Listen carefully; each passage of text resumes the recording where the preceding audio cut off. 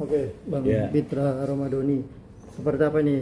Apa sidang PK kembali diajukan oleh tim dari Oto Hasibuan dan rekan nih Juta Kuongso juga 6 terpidana kasus Vina. Nah, Abang sendiri melihatnya seperti apa mungkin sebagai kuasa hukum dari Pak Ibtu Rudiana? Artinya kan ini akan terus menyerang nih artinya ya. dari Pak Ibtu sendiri. Yang pertama saya ingin sampaikan dari segi pandangan hukum, karena saya selaku penasihat hukum, tentunya kita menghormati apapun yang dilakukan oleh para terpidana sepanjang itu sesuai dengan ketentuan dan aturan hukum, karena itu merupakan hak konstitusional dia yang tidak bisa dilarang ataupun tidak bisa dihalang-halangi.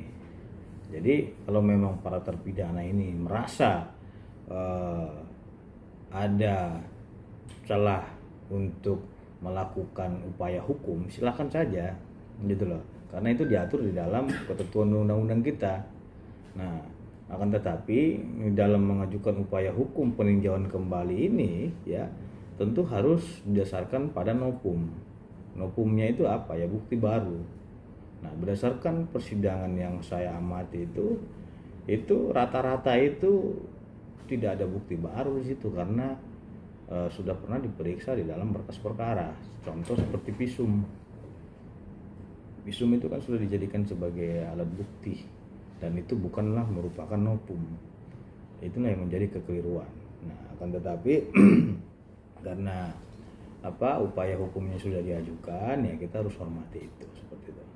Oke, terus bagaimana untuk membantah keterangan 7 terpidana ini mengenai Pak Ibtu Rudiana diduga melakukan kesaksian bohong nih dalam persidangan? Artinya kan yang pertama kita harus buktikan dulu kesaksian bohong kata mereka. Yang bohong itu yang mana?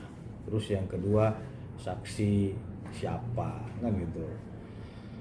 Sampai saat ini ya mereka sudah melaporkan ke Propam. Bahkan mereka melaporkan pidana ke Mabes Polri. Nah, dan baik dari pihak kuasa hukum Saka Tatalnya juga melaporkan ke Propam. Nah, kemarin saya dengar informasinya dari kuasa hukumnya bahwasanya laporannya itu tidak cukup bukti.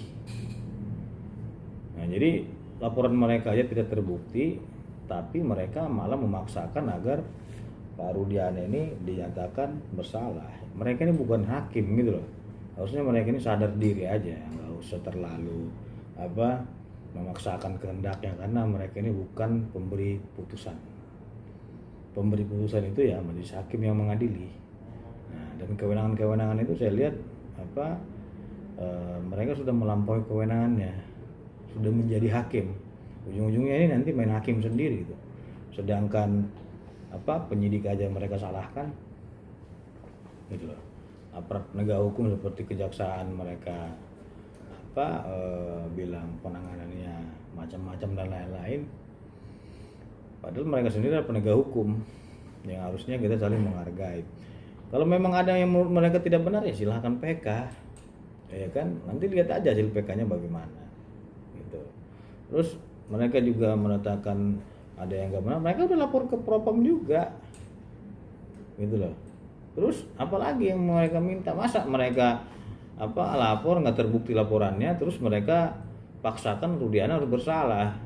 Itu namanya main hakim sendiri, bos. Nggak bisa gitu loh. Nah, terkait LPSK yang memberikan bantuan kepada 7 tersangka tapi nggak kepada Ibtu Rudiana, gimana tuh? Lembaga Perlindungan Terpidana, kan gitu. Oh gitu, apa saksi ya? Saya kira namanya udah berubah jadi Lembaga Perlindungan Terpidana. Setahu saya itu LPSK itu melindungi korban. Tapi saya lihat di sini LPSK lebih condong melindungi terpidana. Nggak apa-apa. Kalau memang menurut LPSK itu yang benar melindungi terpidana, ya tentunya ada konsekuensinya nantinya. Apabila memang yang mereka lindungi itu nggak benar, reputasi LPSK itu saya kira akan jatuh, gitu loh.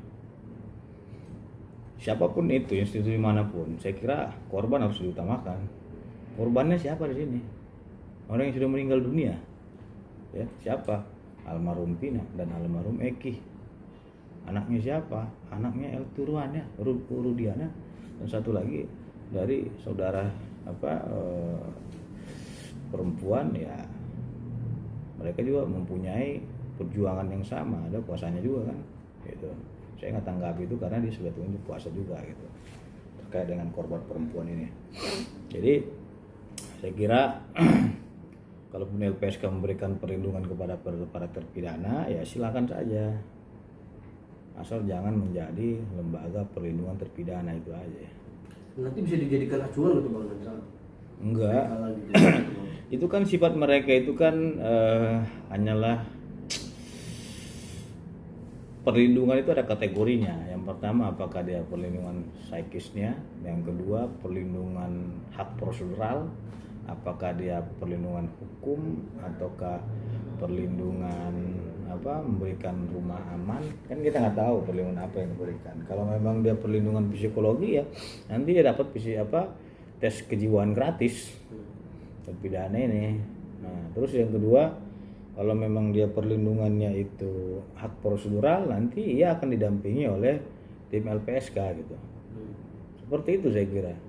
Jadi jangan juga saya kritik LPSK, teman-teman di LPSK marah sama saya gitu karena saya juga berteman dengan teman-teman di LPSK. Jadi sekali wajar lah dikritik gitu loh. Biar istilahnya tidak seperti malaikat terus gitu. Tapi secara prosedural memang itu dari sini berhak mendapatkan perlindungan bang. Ya semestinya, coba namanya aja Lembaga Perlindungan Korban plus saksi kan gitu. Pertanyaannya korbannya siapa dalam kasus ini? Saya tanya dulu. Ya keluarganya Ibtu Rudiana karena korbannya udah meninggal dunia. Kok kebalik yang dilindungi? Apalagi ini kan sudah putusan pengadilan. Kecuali mereka ini sudah ada putusan pengadilan terpidana ini korban gitu, makanya dilindungi oleh Lembaga Perlindungan Saksi Korban. Ya bang, sebagai pengacara kecewa dan rasa janggal bang ya kalau itu nggak dapat perlindungan itu bang ya. Nggak kecewa, kita meminta perlindungan kepada Allah Subhanahu Wa Taala. Saya juga larang Pak Rudiana mengajukan perlindungan ke LPSK, nggak usah saya bilang. Karena apa yang harus dilindungi? Emang dia diancam gitu. Emang ya dia merasa nyawanya terancam, keselamatannya terancam. Enggak juga sih. Pada institusi polisi kali ya mungkin. Iya, terus ngapain kita minta perlindungan? Kita hanya minta perlindungan kepada Tuhan, Allah Subhanahu Wa Taala, itu yang benar. Kalau minta perlindungan kepada manusia itu nggak benar, itu perlu dipertanyakan itu keimanannya gitu. Kalau kita berbicara dari sisi agama. Bang, tapi seperti apa sih mungkin reaksi Pak Ibtu Rudiana ketika ini 7 terpidana melakukan serangan balik nih kepada Pak Ibtu Rudiana di sidang PK yang sedang berlangsung ini? Seperti apa tanggapannya mungkin? Kalau diserang balik itu ya Mas, memang udah makanan sehari-hari beliau. Karena saya tiap hari juga komunikasi dengan beliau. Bukan hanya diserang dari terpidana, diserang dari robot, dari beberapa buzzer juga sering tiap hari. Jangan kan beliau, kita ya sebagai penasihat hukum diserang juga.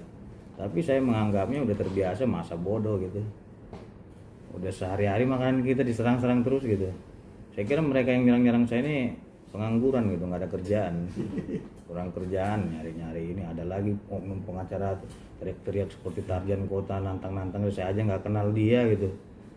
Nggak saya ladenin karena nggak kenal, nggak guna buat saya, buang-buang waktu saya gitu loh. Masih banyak lagi yang harus saya kerjain yang memang produktif gitu, ketimbang yang nggak jelas gitu.